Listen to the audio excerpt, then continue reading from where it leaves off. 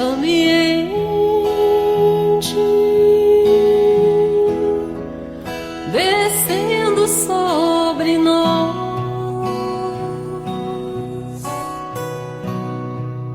vibrando em nossas mentes.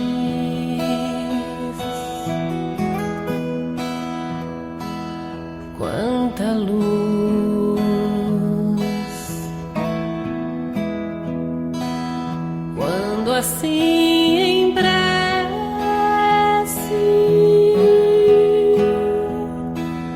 como a alma cresce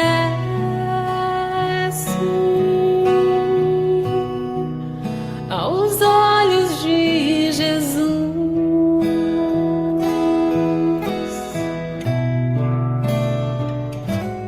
Quanta luz, pois em oração a voz do Mestre fala aos nossos corações. Quanta luz descendo sobre nós, quanta luz, quanta luz, quanta luz, pois em oração a voz do Mestre fala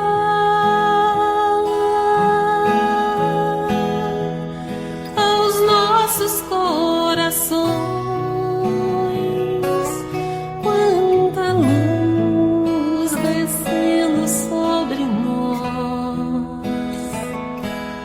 quanta luz, quanta luz.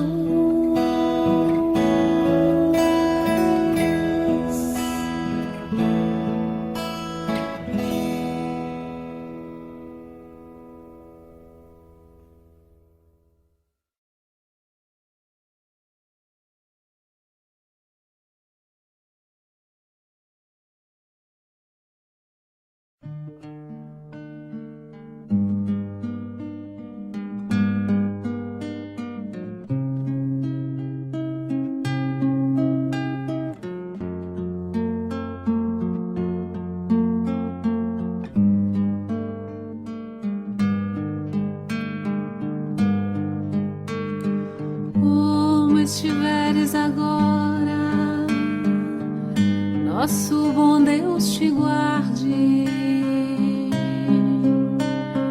Como estiveres pensando, nosso bom Deus te use.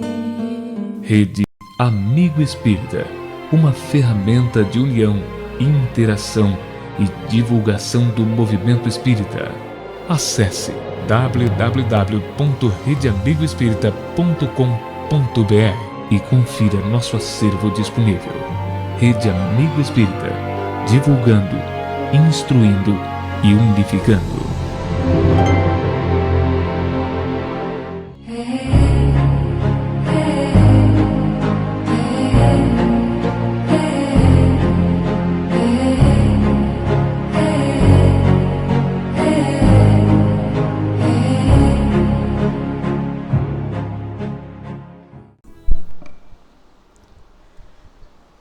Boa noite a todos. Sejam bem-vindos à nossa casa. Eu vou pedir para que os celulares sejam desligados ou colocados no silencioso.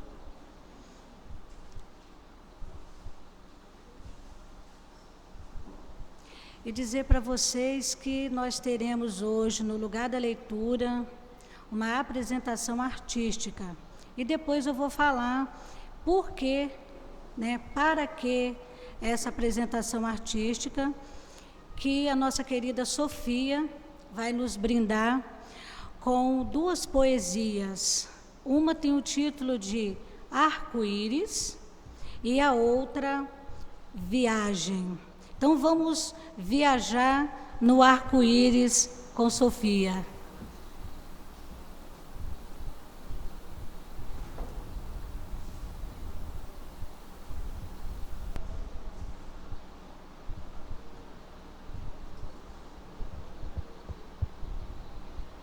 Boa noite. O primeiro poema que eu vou apresentar é Arco-Íris, que é assim. Nesse painel, prato cheio de tintas. Tem 15 ou 20 cores, quem sabe 30. Com a cor azul, vermelha ou amarela, com água da chuva, pinta essa grande aquarela. Se eu vou pintar meu coração de vermelho, é porque um dia ele... Se eu vou pintar o céu nublado de azul, é porque o cinza já não nos alegra. Se eu vou pintar um grande belo acerto, é porque com certeza já errei. Se eu vou pintar um grande arco-íris, é porque a chuva eu aguentei. Se eu quero pintar algo realmente bonito, de um grande desafio, é só o que eu preciso. Uma grande aventura com muito a contar. Só isso em minha vida que eu desejo pintar.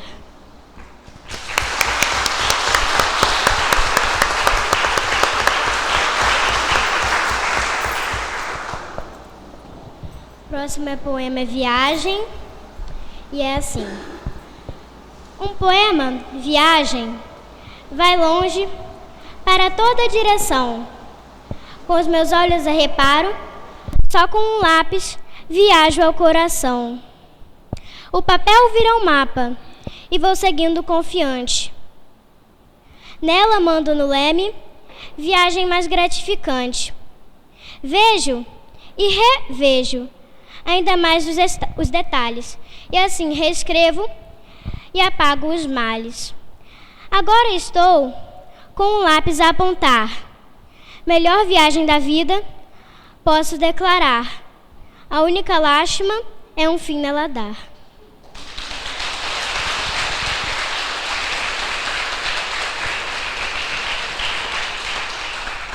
Obrigada.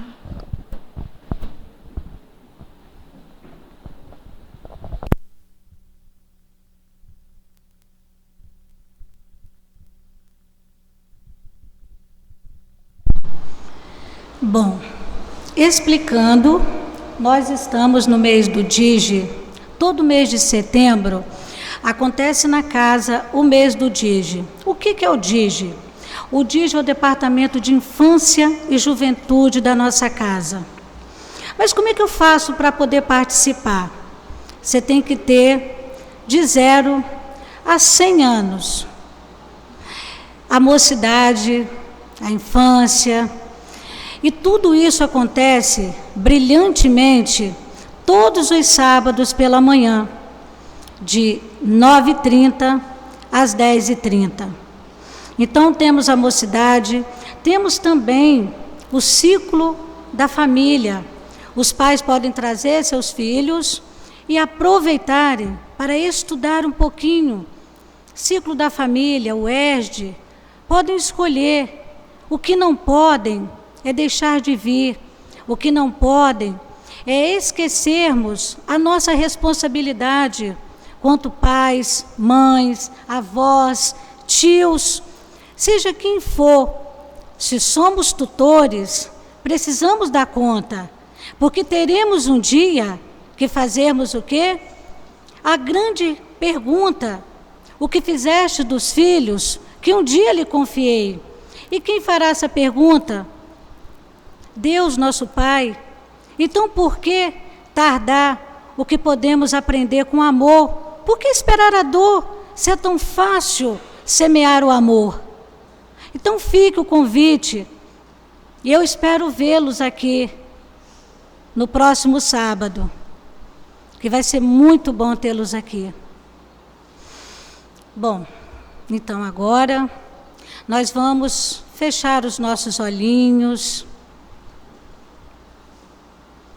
Vamos relaxar o nosso corpo. Vamos fazer uma viagem no arco-íris da Sofia.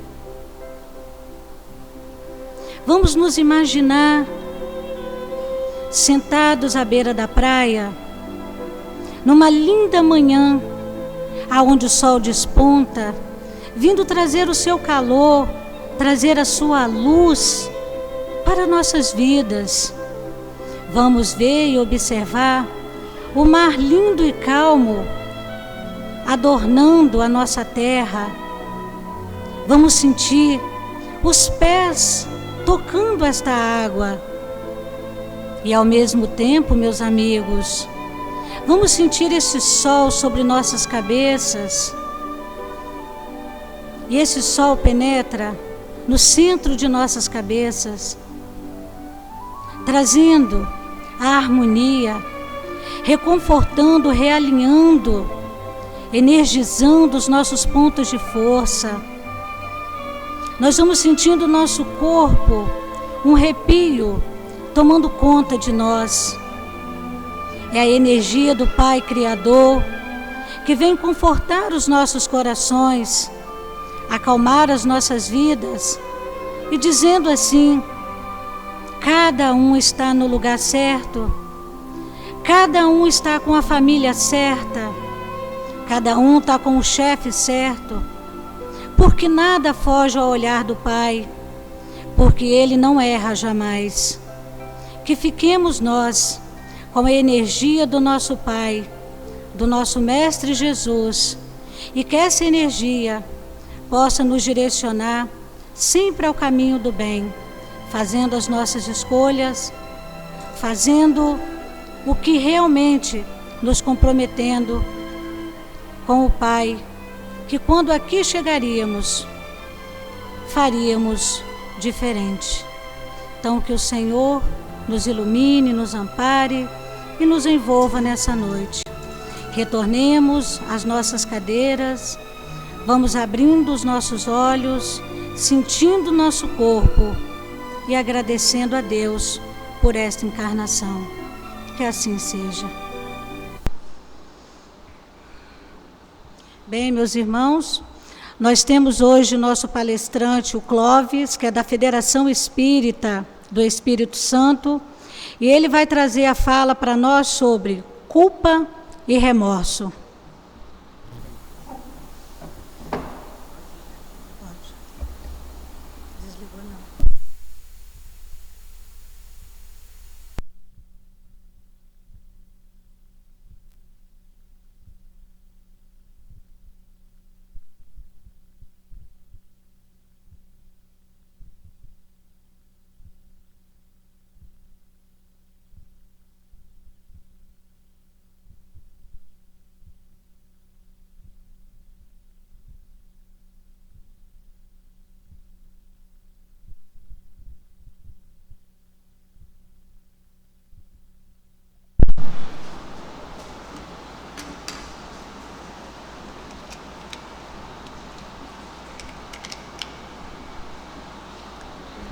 Vamos ver se eu me adapto a esse aqui.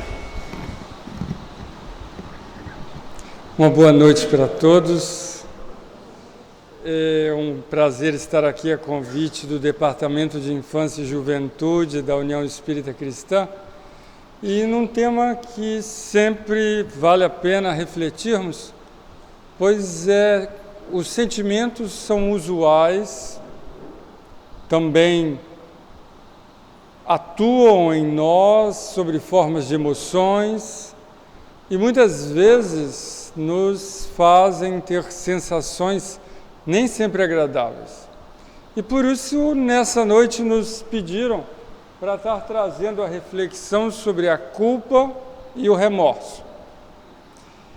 É interessante ver que hoje nós já até trouxemos aqui uma revista da Scientific American, Mente e Cérebro, que trabalha exatamente sobre o peso da culpa. Então, a própria ciência começa a estudar também a importância do sentir e da sua consequência no ser. Desses sentimentos, das reflexões, algumas vezes em desequilíbrios psicológicos, psiquiátricos, que podem vir de um distúrbio no sentir, nos sentimentos. Mas vamos refletir melhor ao longo dessa noite, dessa nossa possibilidade. Nós temos, junto à tradição judaico-cristã, há centenas de anos junto a nós, uma visão ritual, dogmática, em que nos induziu a termos culpa por pecados, algumas vezes claramente percebidos por nós, e alguns que eram até originais, de uma origem que transcendia a nossa possibilidade de modificar. E fomos acostumando a lidar com essa questão que gerava para o ser uma verdadeira possibilidade. Isso fala inclusive do estudo da neurociência, da importância da cultura, desenvolvendo no meio automatismo no pensamento de sentimentos como esse, que principalmente a sociedade ocidental, ela traz muito esse padrão inconsciente que merecemos ser punidos. Primeira pergunta, o que é um padrão inconsciente? Padrão inconsciente é aquilo que eu nem sempre tenho consciência, mas tem algo dentro de mim que, sem que eu perceba, me induz a me sentir culpado. Está declarado aqui, que é o quê? Uma cultura, uma tradição religiosa que por muito tempo induziu-nos a sentirmos culpados. E para que, pela culpa, arrependêssemos dos nossos pecados, mas sem ter claramente, nem sempre para nós, o que é arrependimento.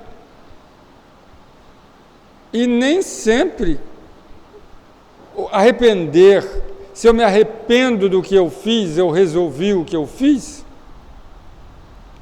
Arrepender é pagar uma promessa, arrepender é fazer algum tipo de ritual.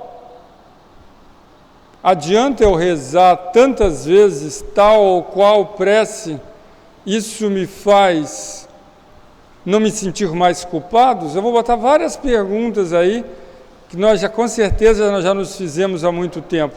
Se eu me sinto culpado de alguma coisa, como lidar com o peso dessa culpa? Tem um jeito? Ou essa culpa, ela é minha, ela é máxima, e ela vai me perseguir por toda a eternidade? Será que o Espiritismo pensa dessa forma? Será que essa culpa é produtiva? Toda culpa é ruim ou tem culpa boa? Toda culpa é real ou tem culpa que não é? É um pouco que nós vamos ter que refletir. Vocês têm resposta para essas perguntas todas? Alguém gostaria de me responder? Eu passaria a palavra numa boa e sentaria para assistir. Mas vamos deixar os Espíritos tentarem nos ajudar a fazer isso. Eles tentaram, vocês vão ver que eles vão dar boas respostas para nós. Encontra-se esculpida nos alicerces do espírito e manifesta-se em expressão consciente ou através de complexos mecanismos de autopunição inconsciente. Esses mecanismos de autopunição, eu já apresentei um que é social, cultural, religioso, mas outros mecanismos inconscientes podem vir de um aprendizado no passado presente ou no passado remoto. O que Clóvis está falando? O que é o passado presente inconsciente?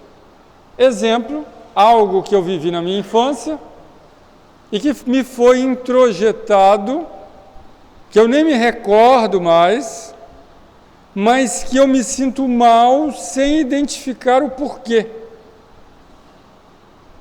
Fica fixado o sentimento em mim, mas eu não sei direito de onde vem, porque eu já não tenho a clara lembrança do que fiz. Algumas vezes isso vem à tona num décadas depois, em contato com uma nova situação que abra esse processo, traga esse processo à tona.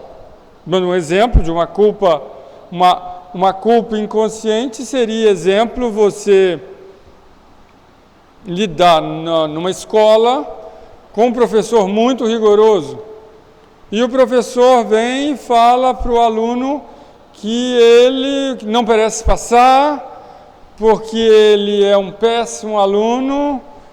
E aí, tudo bem, isso acontece, com certeza já deve ter acontecido com vocês, de professores, no nível de exigência deles, terem falado isso. Mas se a pessoa viveu isso na história da vida dela, lá atrás, com um pai, com uma mãe, ela pode naquele momento trazer à tona aquela história e ter uma reação com o professor que ela nem entende, muito maior do que a fala dele próprio. Fez sentido?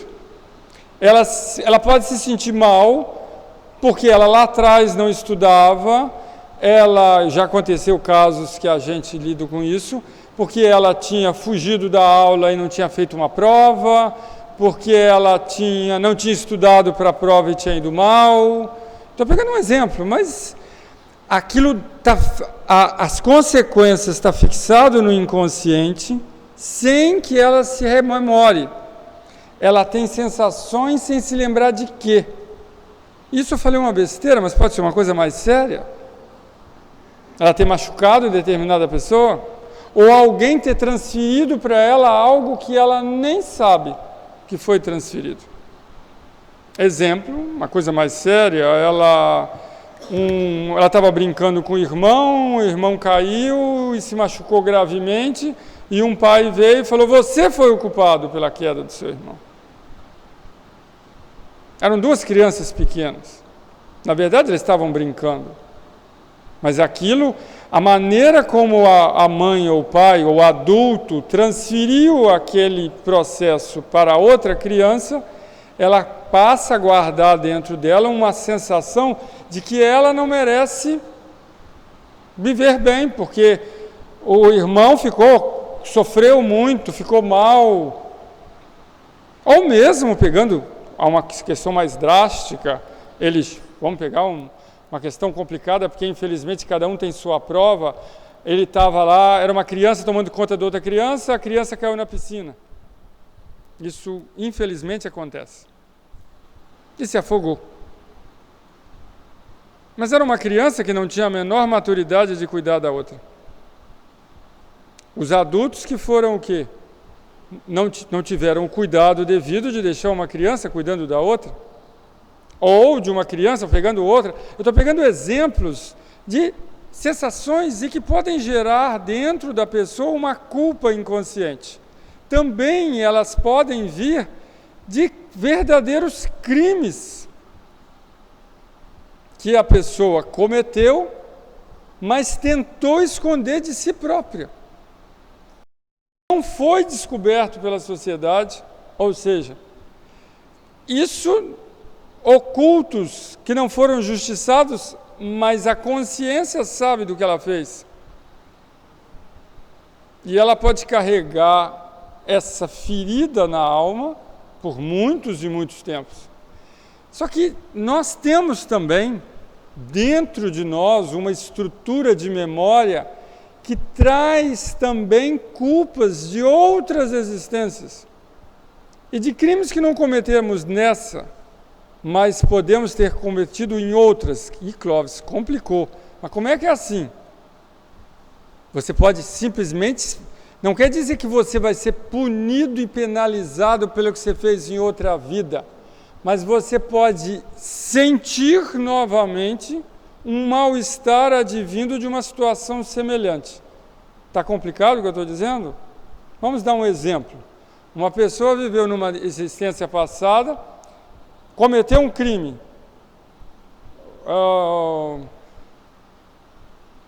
Vamos lá, conseguiu de alguma forma, que ele não queria mais ficar casado, ele envenenou a esposa para encontrar outra. E ninguém descobriu. foi um crime que não foi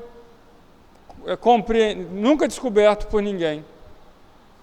Mas a consciência do espírito sabe disso.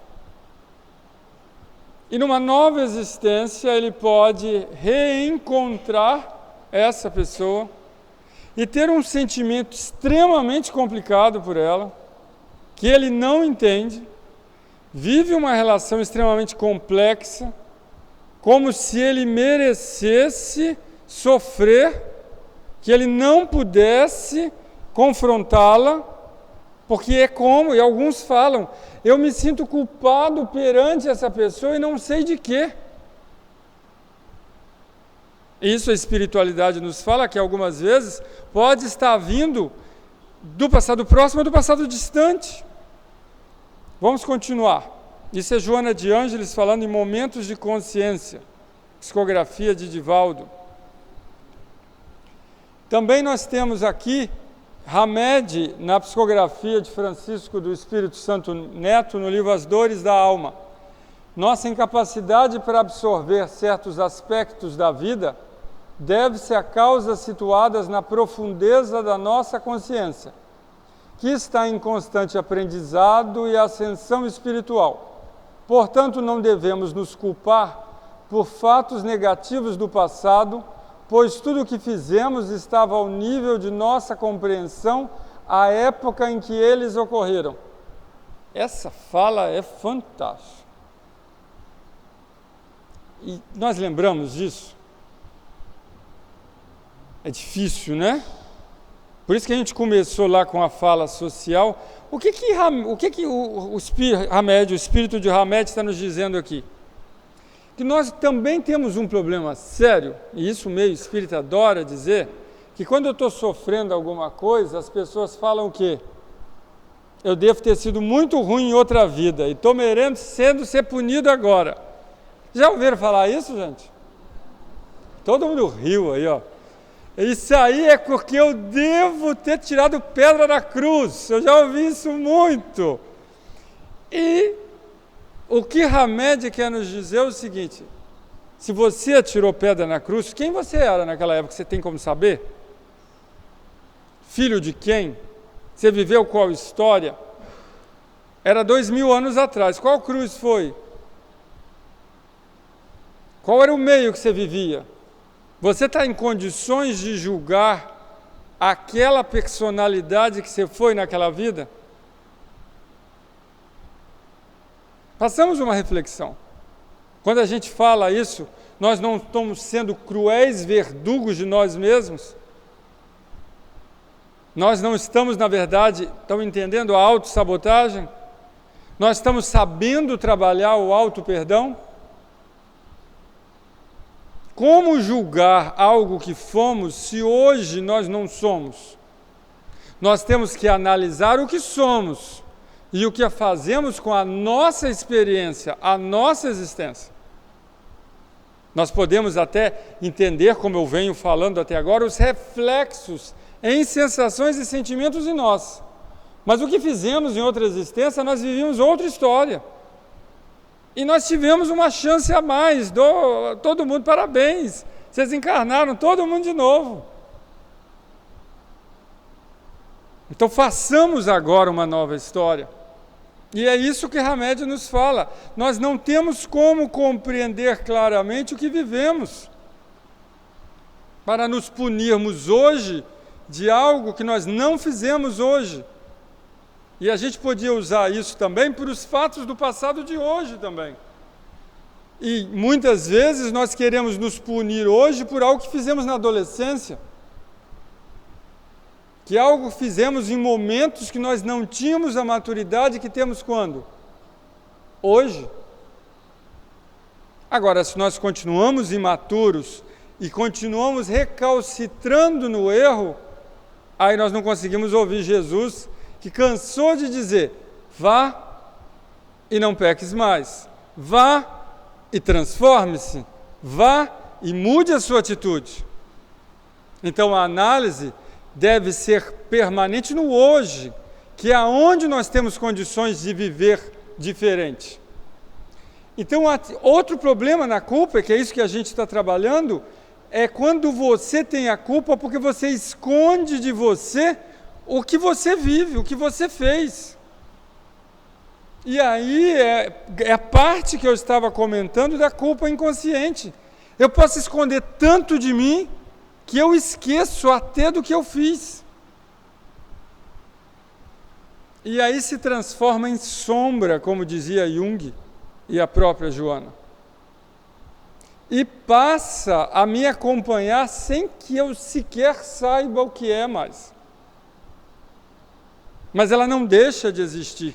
E ela vai criando, olha o que aqui se fala, um campo de força negativa que se auto-perpetua.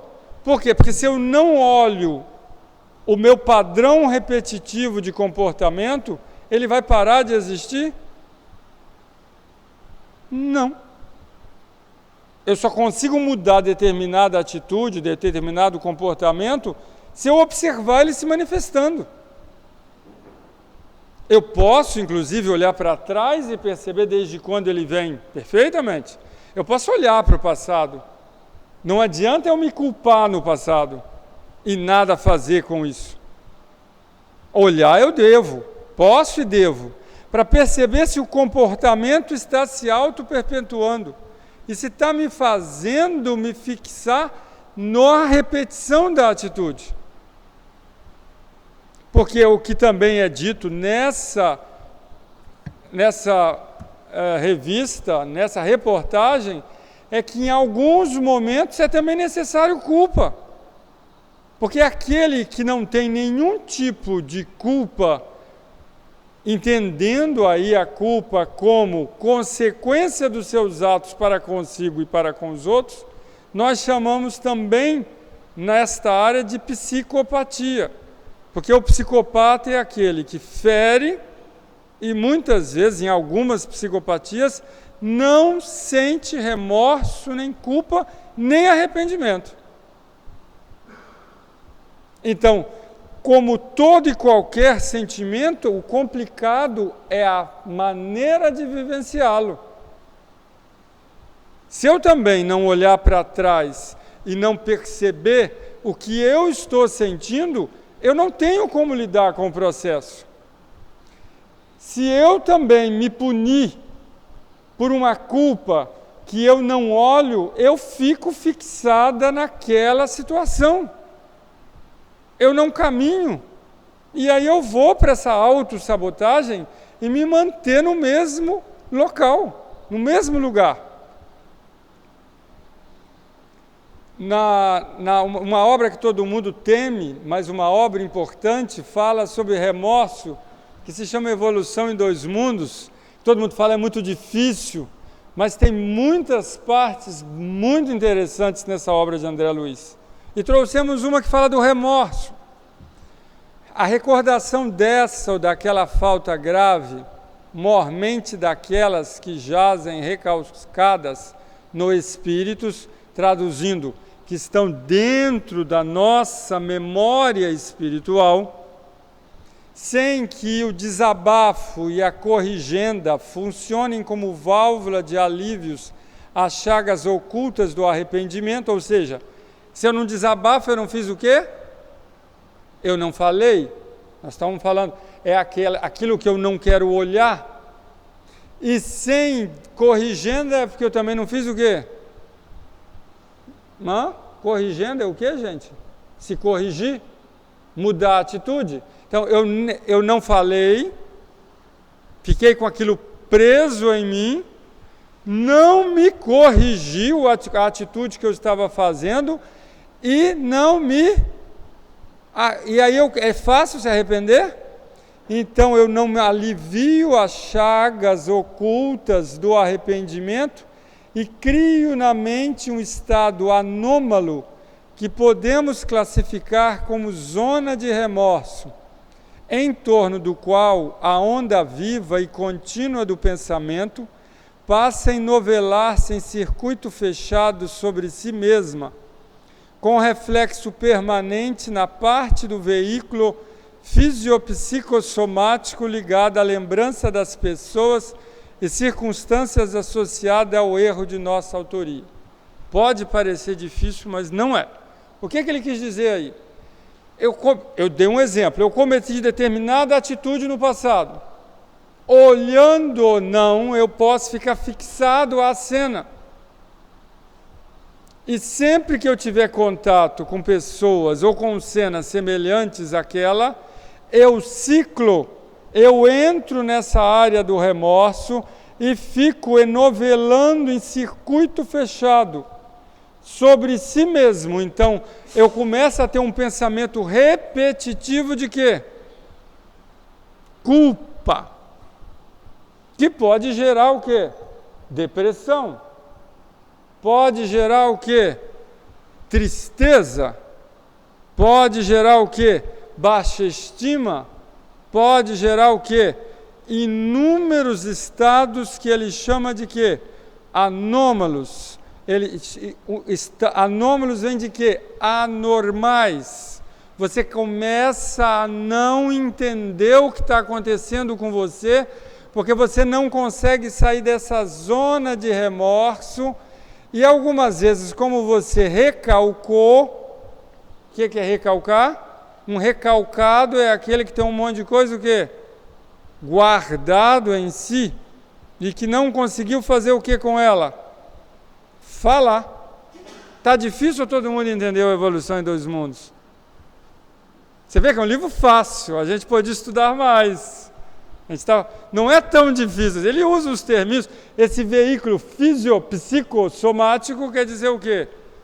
O nosso soma, o nosso corpo, a nossa mente, indo ao nosso corpo psicossomático, que é o perispírito na visão de André Luiz.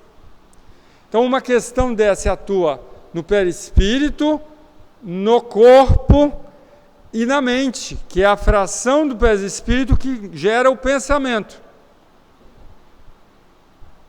Também que gera emoção, sensação, sentimento, e nós começamos a ficar perdidos, enovelados em torno do remorso.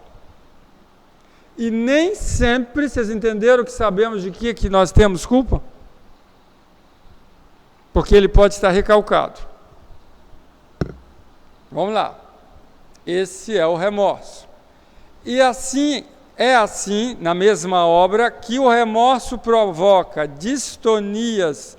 Distonias são distúrbios, desequilíbrios diversos em nossas forças, desarticulando as sinergias do corpo espiritual, que é como André Luiz chama o perispírito, criando predisposições mórbidas. Mórbidas é aquilo que nos leva à morte, ou seja, que vai desequilibrando o nosso corpo físico, a nossa psique, para essa ou aquela enfermidade, entendendo-se ainda que essas desarmonias são algumas vezes singularmente agravadas pelo assédio vindicativo ou vingativo dos seres a quem ferimos, quando imanizados a nós em processo de obsessão.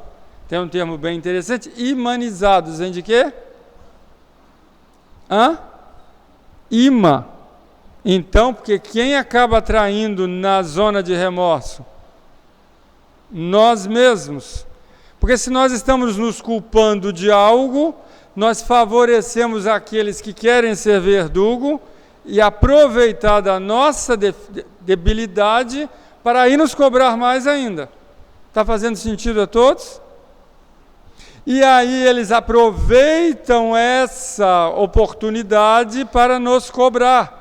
Só que estão cobrando de algo que nós nem sabemos que fizemos, porque nós fizemos algumas vezes em outras existências. Só que nós estamos sentindo o remorso em qual existência? Nessa. Por isso a importância da autorreflexão. Continuando. Também no remorso, na mesma obra, temos aqui: todavia, ainda mesmo quando sejamos perdoados pelas vítimas de nossa insânia, ou seja, essas companhias espirituais, detemos conosco os resíduos mentais da culpa, e que um dia virão à tona de nossa existência para a necessária expulsão, à medida que se nos acentue o devotamento à higiene moral. Isso é muito interessante. O que ele quis dizer com isso? Não quer dizer que toda a culpa e essa zona de remorso vem do obsessor, que também não podemos, eu falo muito, terceirizar o processo para o obsessor. E é um dos problemas também do movimento espírita. Todo mundo bota a culpa em obsessor. Ah, mas é o obsessor. Ah, eu não aguento mais esse obsessor que me atrapalha. Meu Deus do céu, eu continuo assim por causa desse obsessor, ele não sai de mim. Aí ele vai para o atendimento fraterno, aí ele faz o atendimento fraterno, aí a gente atende, aí o nome vai para a reunião mediúnica, eu estou obsidiado, esse obsessor não sai de mim. E aí passa o ciclo, meses depois, volta a pessoa.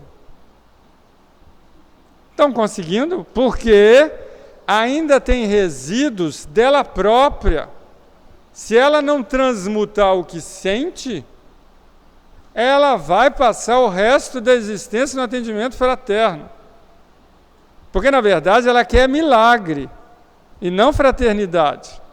Porque tem uma parte que é de cada um de nós. E a parte se chama o quê? Olha lá no final. Devotamento à higiene moral para você conseguir lidar com a expunção, que é o quê? O desabafo, como ele falou lá atrás.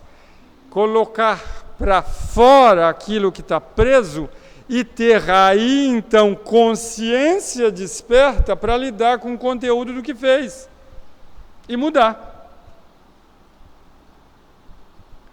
Então, só para ficar claro, o remorso seria, então, aquela lembrança que a gente fica remoendo e não sossegamos enquanto não atuarmos. Ela vai nos corroendo. Algumas e obras como como Nosso Lar, mostra claro que muitos acabam, ou Memórias de um Suicida, se fixando nessas regiões umbralinas. Diga-se passagem, regiões umbralinas, umbral não é um local, e sim uma região, pela sintonia daqueles que lá estão, senão nós vamos transformar umbral em inferno. E, na verdade, a Terra deveria viver um momento que não existisse mais o umbral com uma sintonia tão negativa. Já imaginou que maravilha? Nós conseguimos, inclusive, levar luz ao umbral e ele continuaria sendo umbral, porque umbral é o quê? É uma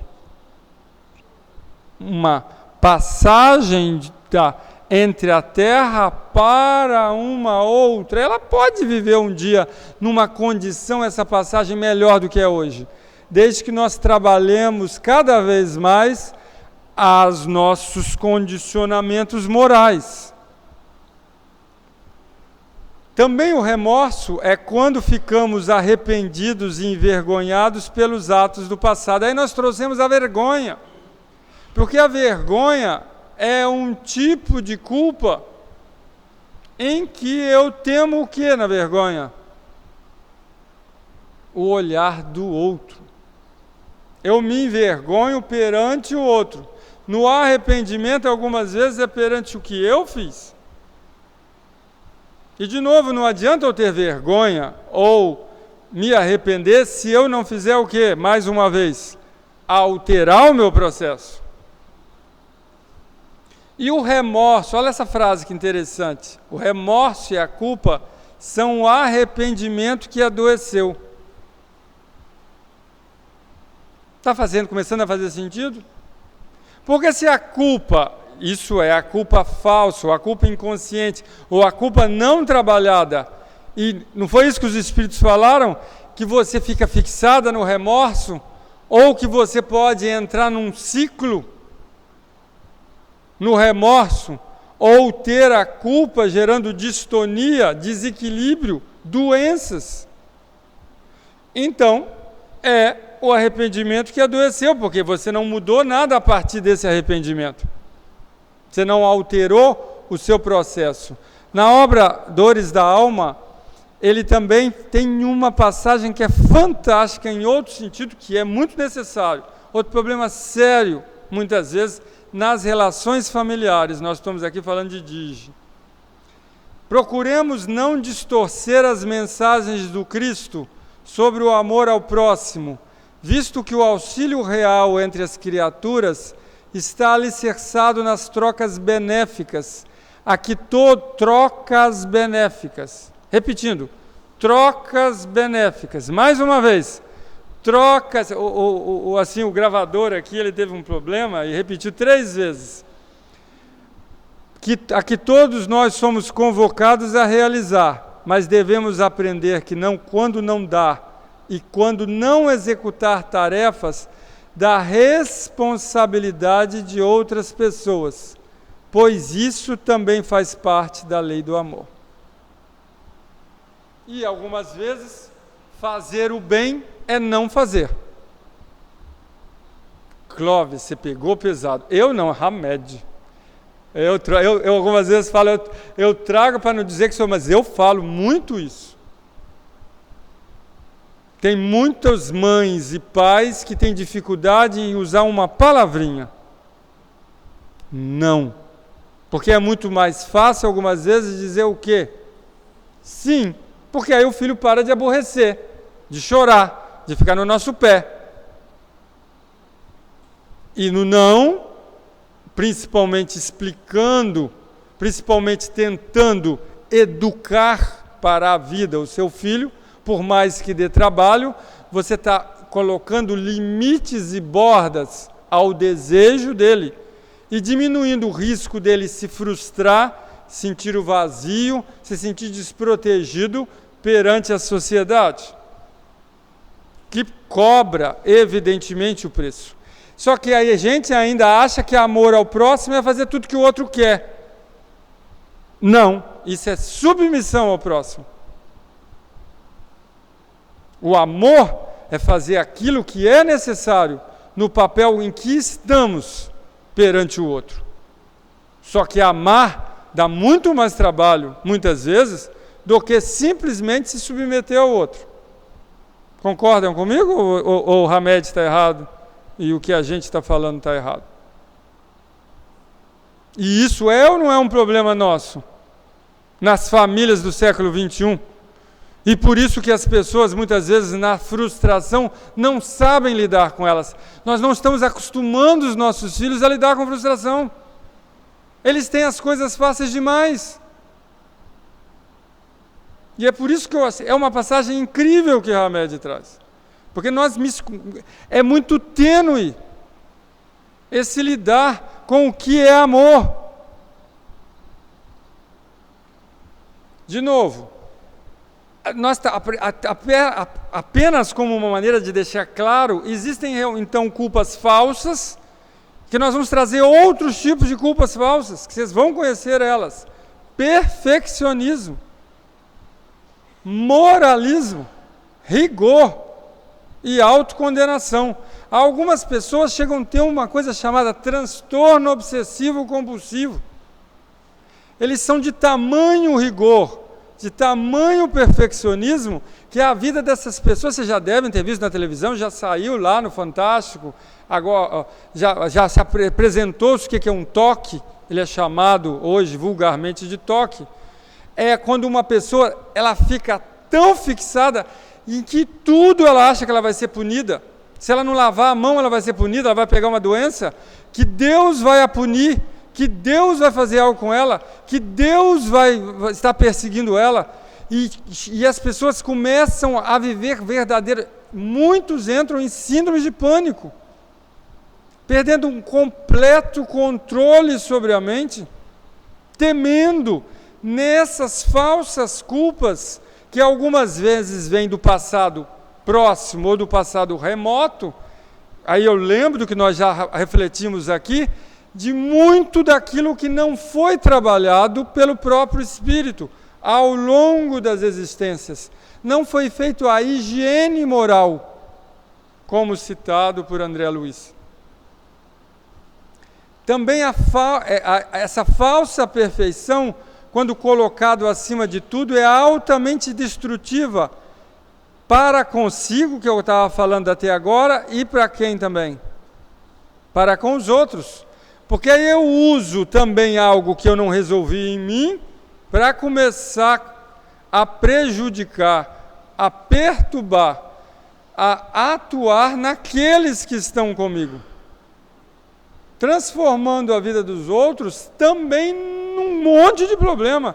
E aí eu falo, porque eu estou de novo no mês do Digi, aí eu tenho um filho com problema pelo transtorno de culpa do pai. E pior ainda, por uma culpa que é falsa. Que, na verdade, é um transtorno obsessivo-compulsivo, porque ele não lidou com as culpas reais. Compliquei ou eu peguei pesado, vocês estão me entendendo? Porque se ele esquece daquilo que realmente ele fez, se ele abafa o passado que ele deveria olhar, ele se fixa em lavar a mão, ele se fixa em arrumar a casa, ele se fixa em arrumar o corpo, ele se fixa em puritanismo, não deixar a filha sair de roupa curta, em se preocupar com vestimenta, em se preocupar com cabelo, em se preocupar com um monte de coisa, mas em essência ele se preocupa com o que ele fez lá atrás, com as meninas que usavam roupa curta, e etc, e tal, porque aquilo pesa dentro dele e ele teme que aconteça com a filha. Eu estou falando algo que vocês desconheçam?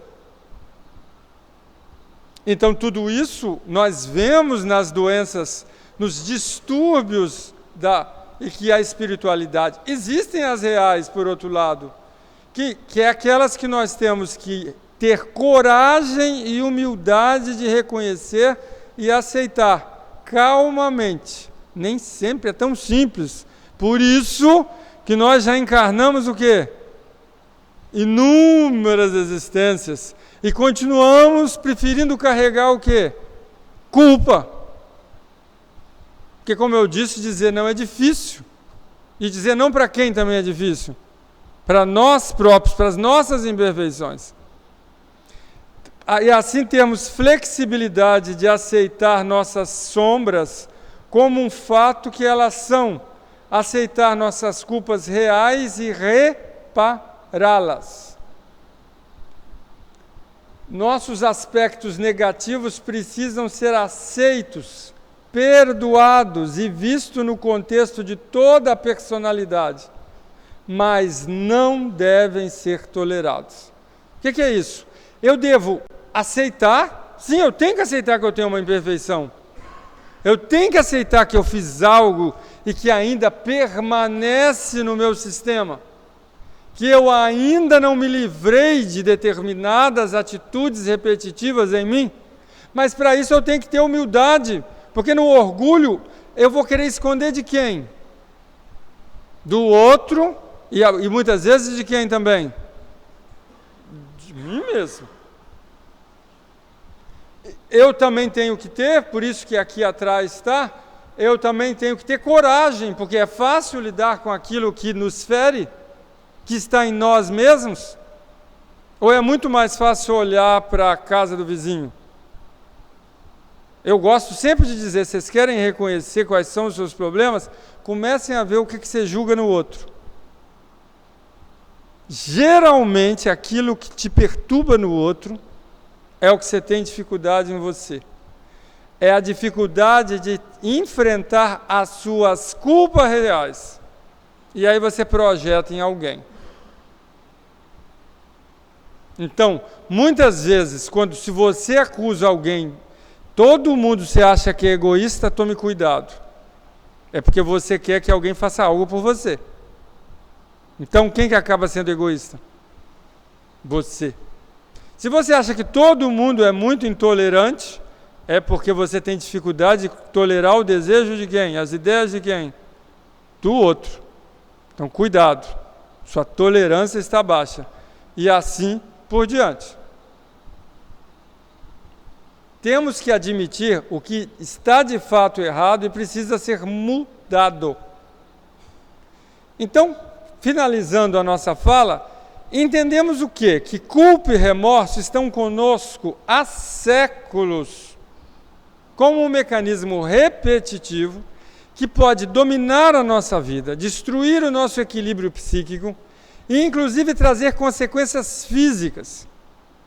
E isso quem está dizendo hoje é a ciência. Pode estar trazendo as consequências no sistema gástrico, como úlceras nervosas, como se no intestino, como diverticulite, como processos muito mais graves, como neoplasias. Mas Clóvis, pode? Pode. Neoplasia é uma célula que faz o quê? Ela começa a ter um comportamento estranho e destruir o quê? O próprio corpo. É um mecanismo de autossabotagem, só que agora somático. Então nós cuidemos com os nossos mecanismos psicológicos para que não precisemos vivenciar mecanismos muito mais agressivos. As cardiopatias, as doenças reumáticas, as doenças degenerativas de fundo psíquico, doenças graves como lúpus, doenças graves em N, como psoríase na pele, e assim, psoríase não é nem tão grave, mas lúpus é bem mais grave, e que não nos cabe algumas vezes, nós nem compreendemos claramente a origem. Doenças mais graves ainda, como Hansen. Fui para a pele, para você ver em quantos sentidos que nós podemos estar carregando feridas no corpo espiritual, em sentimentos e ações mal conduzidas, e que afetem, isso quem falou foi André Luiz, o nosso corpo biopsicoplasmático. Então, nós devemos ter mais compaixão para conosco. Esse é o auto-perdão. Lembrem lá daquela passagem?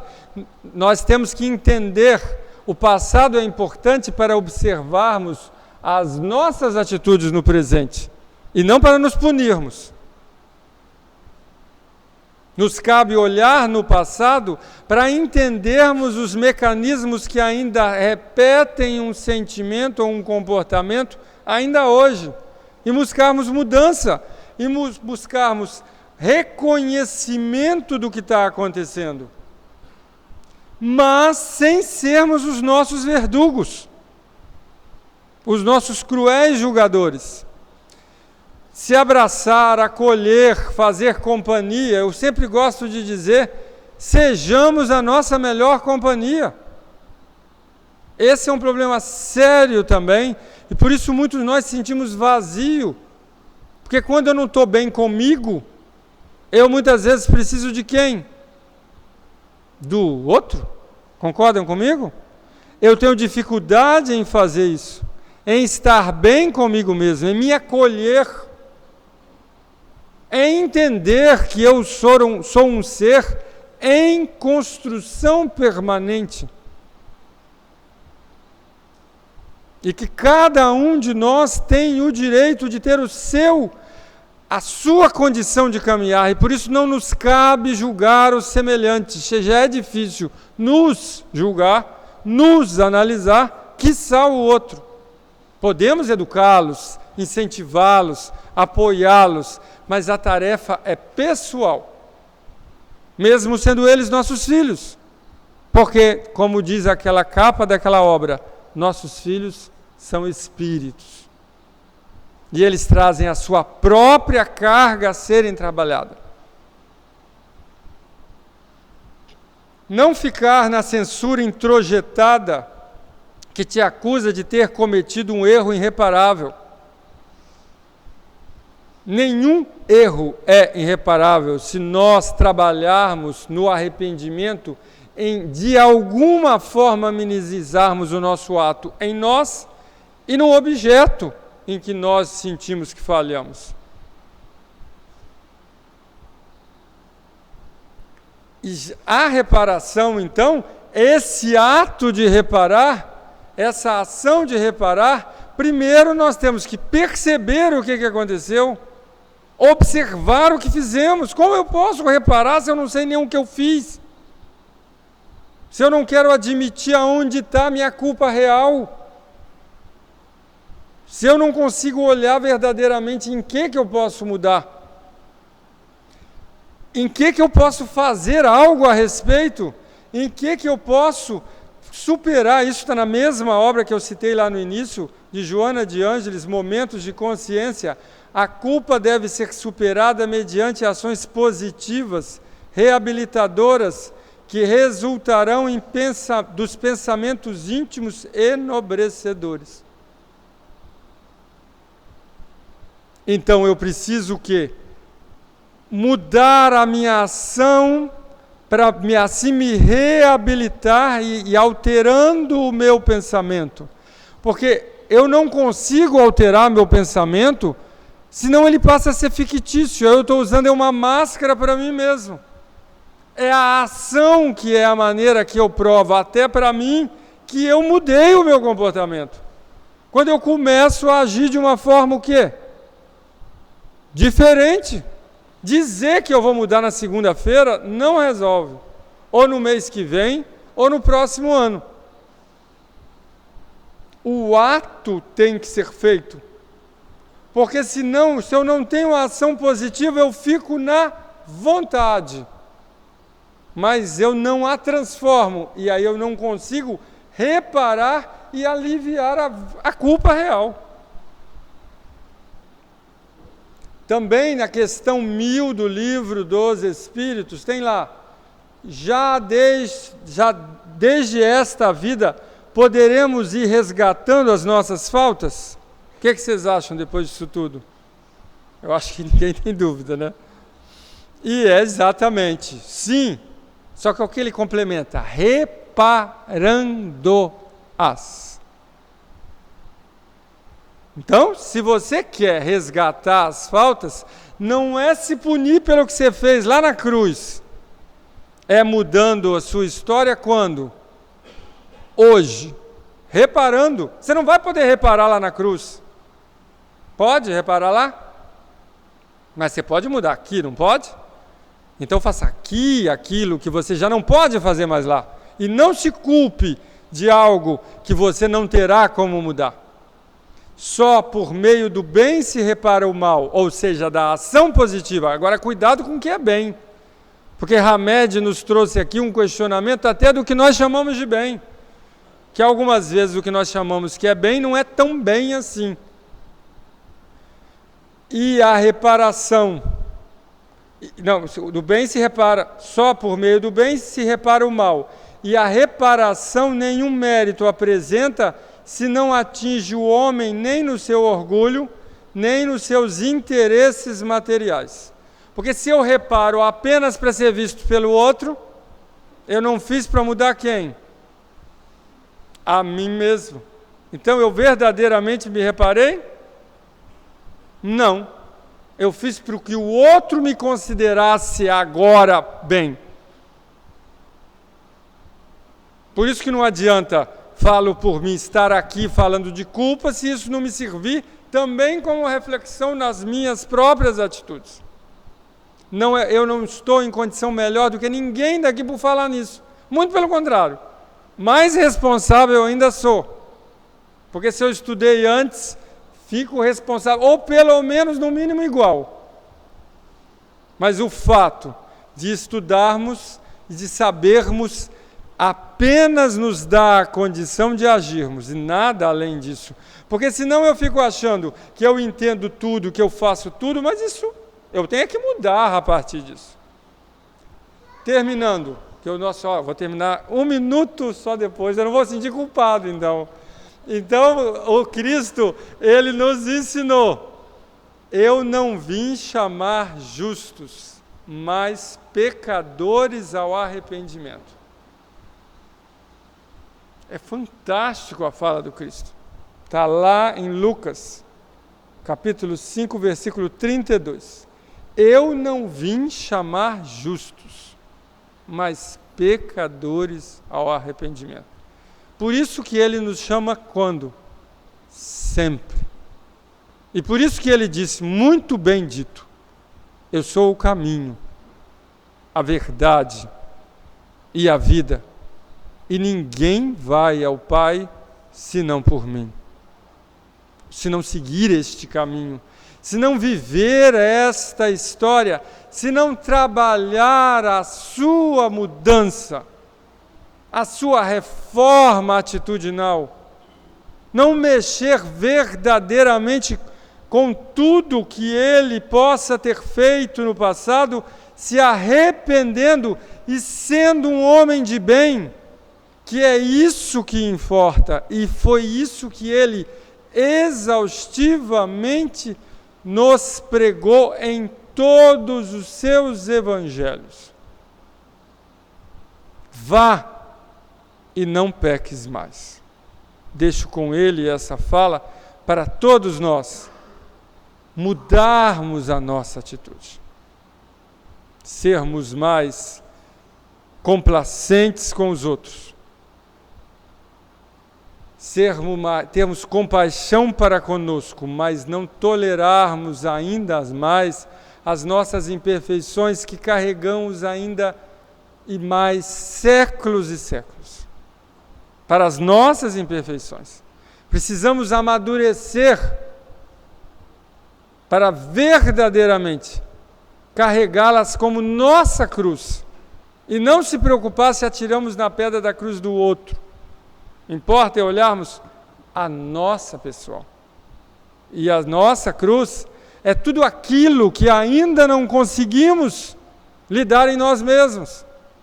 E essa cruz, sinto informá-los, é pessoal e intransferível. E apenas cada um de nós poderá saber lidar com ela. Ele apenas veio nos trazer a palavra, o exemplo, o caminho, a verdade e o exemplo de sua vida, para sensibilizar a importância para todos nós daquilo que ele resumiu todos os mandamentos, o amor. Muito obrigado.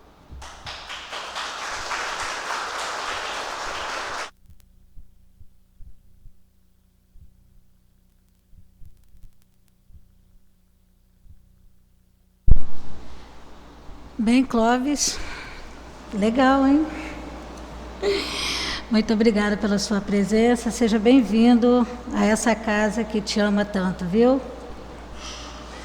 Bem, meus amigos, agora nós estamos chegando ao final. Eu vou passar a palavra para minha amiga querida Sueli, para que ela nos conduza em prece de agradecimento por tanta bondade.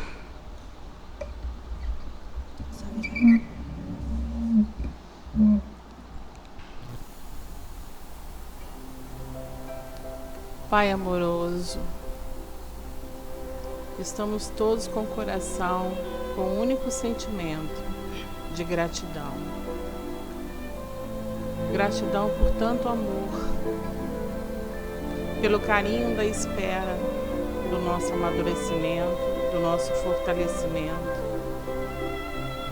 Gratidão por termos renascido com este dia de hoje e termos abraçado a oportunidade de sermos melhores do que fomos ontem. Gratidão por reconhecermos o valor da vida e o valor do recomeço. Gratidão por nos apresentar o nosso querido, amado Jesus, que nos fortalece em todos os momentos de nossa caminhada. Gratidão pelo ar que respiramos, pelo planeta que vivemos, pela família que temos, pelo trabalho, pelos vizinhos, pela cidade.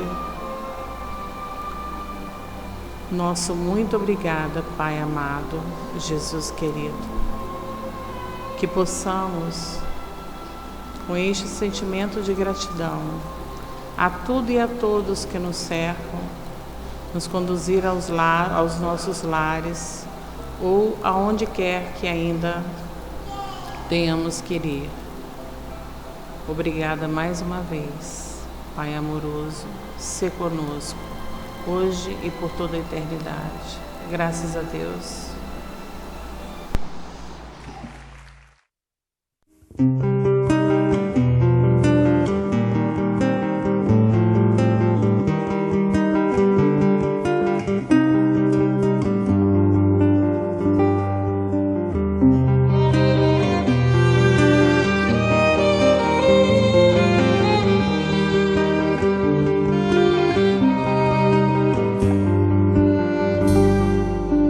Desde que eu vi, me sinto arder em chamas, me chamas, sou teu pescador.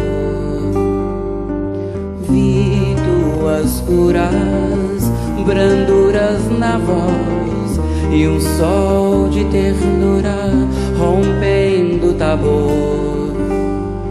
Deixei meu Pai, meu mar, meu cais, e busquei meu lugar junto a ti.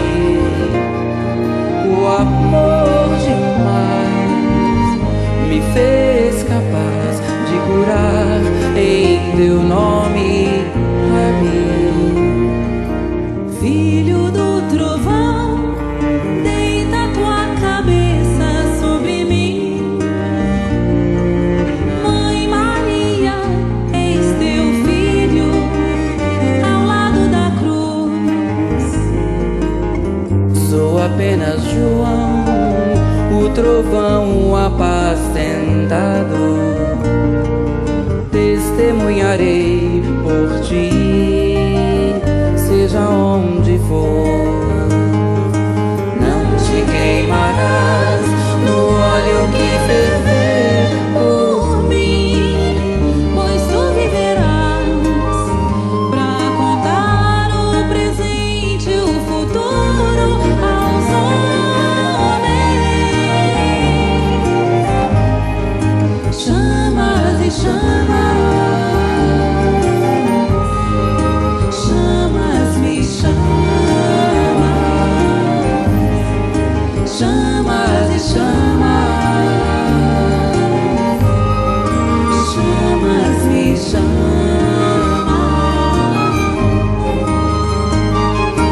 mas nem toda a terra poderá conter todos os livros que se puder escrever das coisas que ele fez.